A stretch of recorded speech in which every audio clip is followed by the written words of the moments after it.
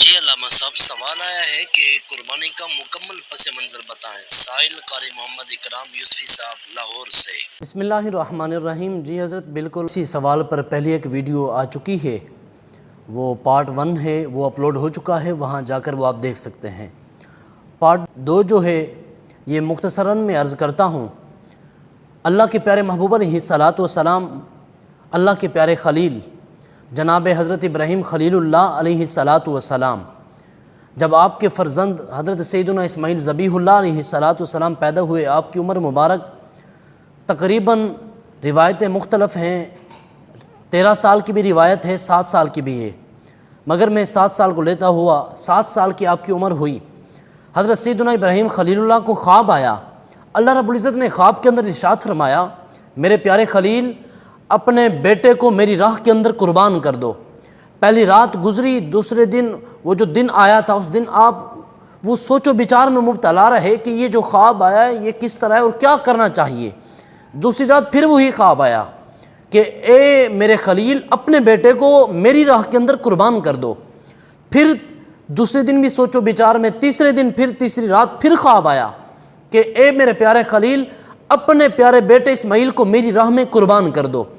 جب صبح ہوئی تو وہ چونکہ 3 راتوں میں خواب آیا تھا تو حقیقت ہی تھا، ویسے ہی اللہ کے نبی کا جو خواب ہوتا ہے وہی ہوتا ہے۔ تو آپ نے بیٹے سیدنا اسماعیل ذبیح اللہ کو بلا کر فرمایا، میرے پیارے بیٹے، اس طرح میں نے خواب دیکھا ہے، اللہ رب العزت نے مجھے آپ کو قربان کرنے کا حکم فرمایا ہے، اب آپ بتائیں آپ کی کیا رائے ہے، آپ کیا چاہتے ہیں؟ بڑا خوبصورت سا جواب تھا۔ آج کا اگر کوئی بیٹا ہو نا، باپ اسے کوئی حکم اچھا سا دے تو منہ پر ہی کہہ دیتا ہے کہ ابا حضور میں نے کام نہیں کرنا، لیکن بیٹے نبی تھے اور خود نبی تھے، تو جواباً پتہ کیا عرض کیا ابا حضور، ستجدنی انشاءاللہ من الصابرین، ان قریب آپ مجھے صبر والوں میں سے پائیں گے۔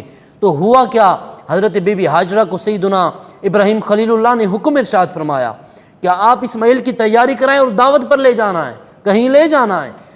آپ کی تیاری کی گئی، حضرت ابراہیم خلیل اللہ نے ہاتھ میں چھری اور رسی لی اور جنگل کی طرف چل پڑے۔ روایت میں آتا ہے کہ جب مینا میں داخل ہوئے تو وہ شیطان لعین مردود سیدتنا بی بی ہاجرہ رضی اللہ تعالی عنہ سلام اللہ علیہا آپ کے پاس آیا۔ روایت میں آتا ہے ایک عورت کی شکل بنا کر جب آپ کی بارگاہ میں آیا، آ کر کہتا ہے، ہاجرہ، کیا آپ کو پتہ ہے کہ یہ سیدنا ابراہیم خلیل اللہ آپ کے بیٹے اور اپنے بیٹے کو کہاں لے کر گئے ہیں؟ آپ نے فرمایا، ہاں جی، وہ ہو سکتا ہے کہ لکڑیاں چننے کے لیے گئے ہوں، یا یہ ہو سکتا ہے وہ کہیں دعوت پر گئے ہوں۔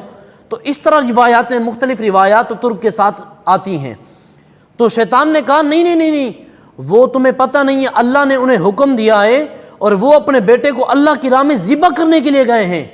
تو حضرت سیدتنا ہاجرہ سلام اللہ علیہا جب آپ نے یہ سنا تو آپ نے جواباً بڑا خوبصورت جملہ ارشاد فرمایا کہ ہاں، اگر واقعتاً اللہ رب العزت نے حکم ارشاد فرمایا ہے، سیدنا ابراہیم علیہ السلام کو چاہیے کہ وہ اللہ رب العزت کے حکم کی پابندی کرتے ہوئے ہمارے اپنے بیٹے سیدنا اسماعیل علیہ السلام کو اللہ کی راہ میں قربان کر دیں۔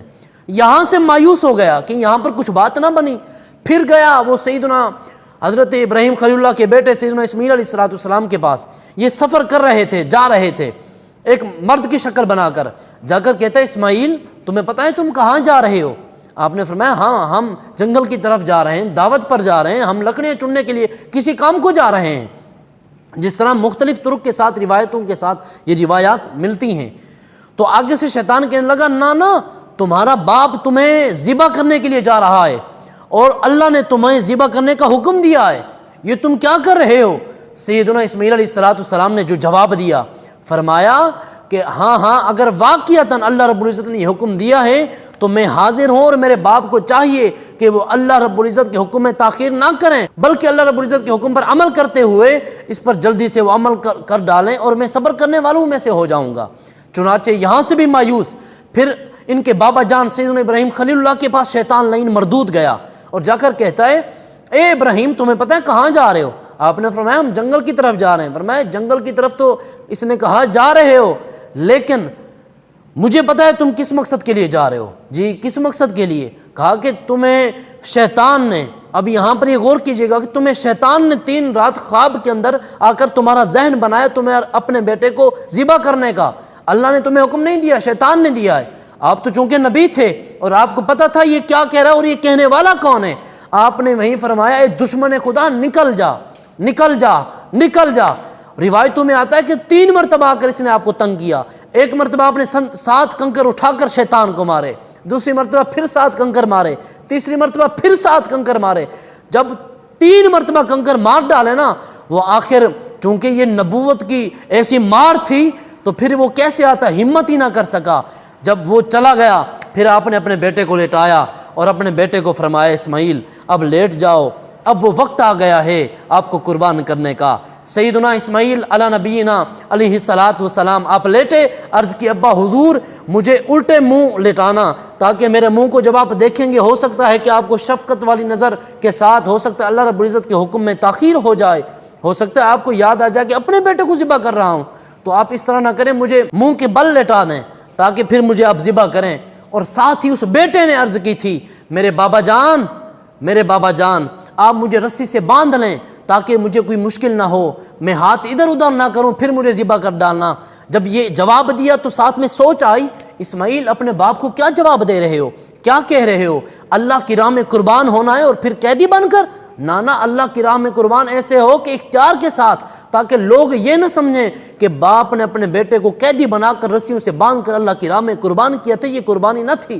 اس وجہ سے آپ نے پھر عرض کیا ابا حضور آپ مجھے رسیوں سے نہ باندھنا، ساتھ ہی فرمایا میرے ابا اپنے دامن کو مجھ سے سمیٹ لو تاکہ میری خون کے چھینٹیں، میرے قطرے ذرات خون کے آپ کے دامن پر نہ آ جائیں۔ ساتھ ہی عرض کی ابا حضور میری قمیص کو لیتے ہوئے جانا، میری والدہ کو دینا، اور تاکہ وہ میری والدہ میری قمیص سے میری خوشبو سونگتی رہ جائیں گی۔ اللہ اکبر کبیرہ۔ یہ کتنا کیسا ادب جو کہ بیٹے کو سکھایا گیا تھا اپنے والد کے لیے۔ جب لٹایا گیا اور پھر چھری کو چلایا گیا، چھری کو چلایا تیز کر کے، چھری نہ چلی، دوسری مرتبہ چلایا پھر نہ چلی، تیسری مرتبہ پھر چلایا پھر نہ چلی۔ تو روایتوں میں، مختلف روایتوں میں بعض اوقات بہت سارے واقعات آتے ہیں، لیکن چھری کو بار بار چلانے سے چھری نہ چلی۔ وجہ کیا تھی؟ چونکہ چھری کو حکم خداوندی نہ تھا، حکم خدا ہوتا تو چھری چلتی نا۔ تو اتنی دیر میں اللہ نے فرمایا جبرائیل جا کر جنت سے مینڈھا لے جاؤ، وہ دمبا لے کر اس حضرت اسماعیل کی جگہ پر اسے رکھ دو، اور چھری چل کر وہ دمبا ذبح ہو جائے، نہ کہ حضرت اسماعیل ذبح ہو جائیں۔ اور ساتھ ہی خوشخبری دے دو اے میرے پیارے غم کیوں کر رہے ہو چھری کے نہ چلنے پر، بلکہ فلما اسلما وتلہ للجبین ونادیناہ ان یا ابراہیم قد صدقت الرؤیا انا کذالک نجزی المحسنین، کہ آپ نے اپنے خواب کو سچ کر دکھایا اور ہم اجر دیتے ہیں محسنین کو۔ تو یوں ہی جب آپ نے بار چھری چلائی، روایتوں میں آتا ہے کہ آپ کی آنکھیں بند تھی، چھری چل گئی، نیچے کیا دیکھا، حضرت اسماعیل اٹھ کر کھڑے ہوئے تھے اور نیچے دمبا ذبح ہو گیا تھا۔ یہ ہے قربانی، اصل قربانی یہ ہے، یہ قربانی اسی کا نام ہے۔ اور اس میں سے ہمیں جو سبق ملتا ہے، پہلا سبق یہ ملتا ہے کہ اولاد کو اپنے ماں باپ کی فرما برداری کرنی چاہیے۔ دوسرا سبق یہ ملتا ہے کہ ہر قدم پر ہمیں صبر کا دامن نہیں چھوڑنا چاہیے۔ تیسرا سبق یہ ملتا ہے کہ ہمیں دیکھنا چاہیے کہ ہم اللہ رب العزت کی بارگاہ میں کتنا خود کو قربان کر رہے ہیں، اپنے ذات، اپنی صفات، اپنے مال کے ساتھ اللہ رب العزت کی بارگاہ میں ہمیں قربان کرنا چاہیے۔